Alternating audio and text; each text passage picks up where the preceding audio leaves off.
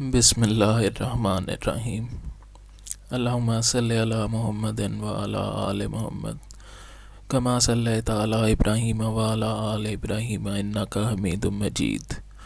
اللہم بارک علی محمد وعلی آل محمد کما بارکت علی ابراہیم وعلی آل ابراہیم انک حمید مجید۔ السلام علیکم۔ آج ہم واقعہ کربلا کے بارے میں بات کریں گے۔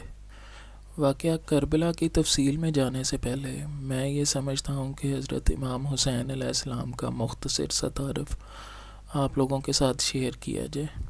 تو ان کا مختصر سا تعارف یہ ہے۔ حضرت امام حسین علیہ السلام حضور صلی اللہ علیہ وآلہ وسلم کے نواسے ہیں اور حضرت علی اور بی بی فاطمہ سلام اللہ علیہا کے بیٹے۔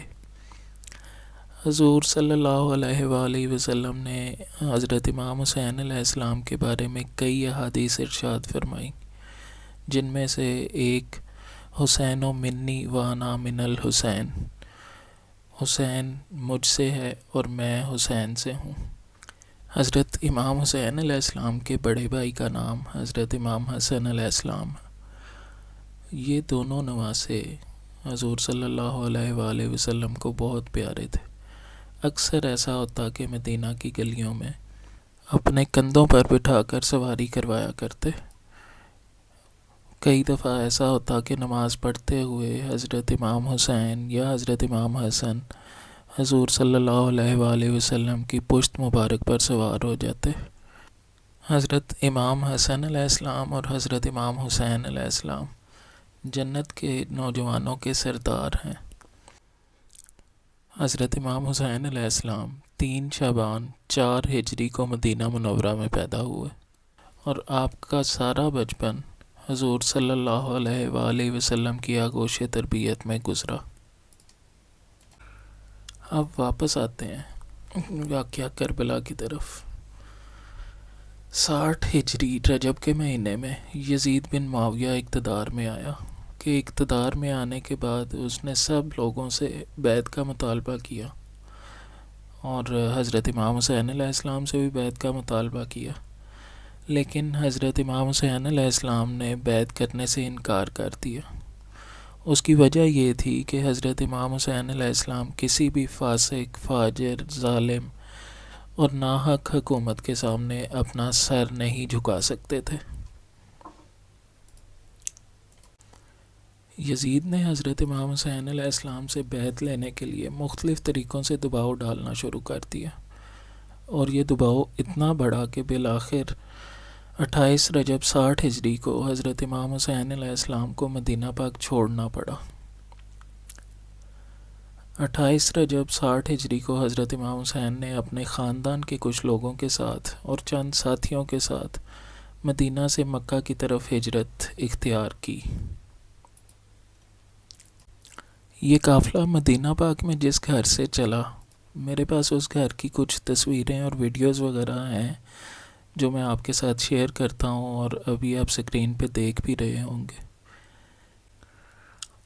تاریخ میں اس گھر مبارک کو فاطمہ بنت حسین کا گھر کہا جاتا ہے۔ کہتے ہیں کہ کربلا کے واقعے کے بعد امام زین العابدین اور گھر والے جب واپس آئے تو انہوں نے اس گھر میں رہائش اختیار کی۔ اس گھر میں موجود کنویں میں کہتے ہیں کہ کچھ پتھر حضرت امام زین العابدین کے ہاتھ سے لگے ہوئے ہیں۔ 3 شعبان 60 ہجری کو جو قافلہ مدینہ سے روانہ ہوا تھا وہ مکہ پاک پہنچا اور 7 ذی الحج 60 ہجری تک مدینہ پاک میں قیام ہوا۔ حضرت امام حسین علیہ السلام کو پتہ چلا کہ حاجیوں کے روپ میں ان کے قاتل مکہ پاک پہنچ چکے ہیں اور وہ دوران حج حملہ کر سکتے ہیں، جس کی وجہ سے انہوں نے اپنے حج کا ارادہ عمرے میں تبدیل کیا اور 8 ذی الحج کو مکہ پاک چھوڑ کر کربلا کی طرف روانہ ہوئے۔ 2 محرم 61 ہجری کو یہ قافلہ کربلا پہنچا اور وہاں دریائے فرات کے کنارے خیمے لگائے۔ 3 محرم کو یزیدی لشکر آیا۔ 4 محرم کو یزیدی فوج کے مطالبے پر جو خیمے دریائے فرات کے کنارے لگائے گئے تھے وہ ہٹا دیے گئے۔ 6 محرم کو حضرت امام حسین علیہ السلام اور یزیدی لشکر کے درمیان ایک آخری ڈائلاگ ہوئے جو کہ ناکام رہے۔ 7 محرم کو یزیدی لشکر نے امام حسین اور ان کے ساتھیوں کے خیموں کا گھیراؤ مزید سخت کر دیا اور پانی کی فراہمی مکمل طور پر بند کر دی۔ 8 محرم کو پیاس مزید شدت اختیار کر گئی اور یہ قافلہ جو مدینہ پاک سے چلا تھا یہ جنگ سے ایک قدم اور نزدیک ہو گیا۔ 9 محرم آ گئی۔ 9 محرم کو یزیدی فوج نے جنگ کا فیصلہ کر لیا اور حضرت امام حسین علیہ السلام کے لشکر پہ پہلا حملہ بھی ہوا، لیکن حضرت امام حسین علیہ السلام نے درخواست کی کہ مجھے ایک رات کی مہلت دی جائے۔ اس رات امام حسین علیہ السلام نے اپنے سب ساتھیوں کو اکٹھا کیا اور رات کی تاریکی میں کہا کہ اگر وہ جانا چاہتے ہیں تو جا سکتے ہیں، لیکن سب نے حضرت امام حسین کا ساتھ دینے اور اپنی جان قربان کرنے کا عہد کیا۔ 10 محرم کا دن شروع ہو گیا۔ 10 محرم 61 ہجری کو کربلا میں فجر کی اذان حضرت علی اکبر علیہ السلام نے دی۔ حضرت علی اکبر علیہ السلام حضرت امام حسین علیہ السلام کے فرزند ہیں۔ فجر کی نماز کے بعد باقاعدہ جنگ کا آغاز ہو گیا۔ عصر کے وقت تک حضرت امام حسین علیہ السلام کے سارے ساتھی ایک ایک کر کے شہید ہو گئے، جن میں 75 سال کے حبیب ابن مظاہر سے لے کے 6 ماہ کے علی اصغر تک شامل ہیں۔ جب سب شہید ہو گئے تو حضرت امام حسین علیہ السلام نے جنگ کی تیاری کی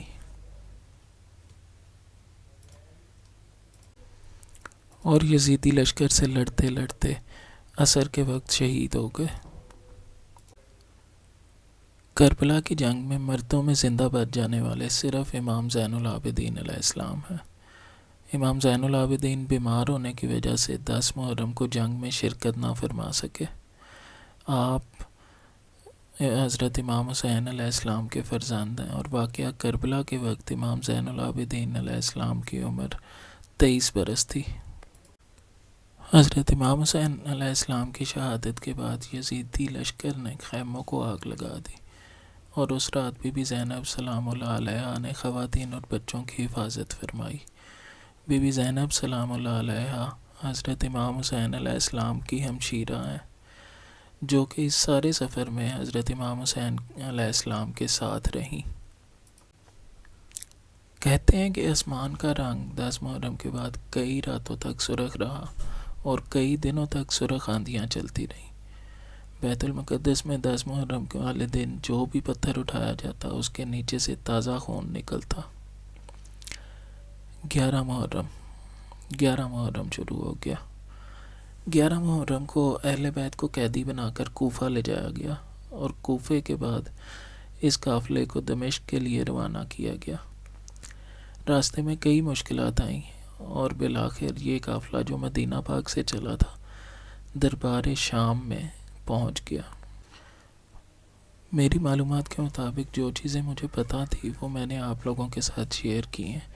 اگر اس میں کوئی کمی رہ گئی ہو تو اللہ پاک مجھے معاف فرمائے، آمین۔ میرا سلام ہو حسین ابن علی اور کربلا کے تمام شہداء پر۔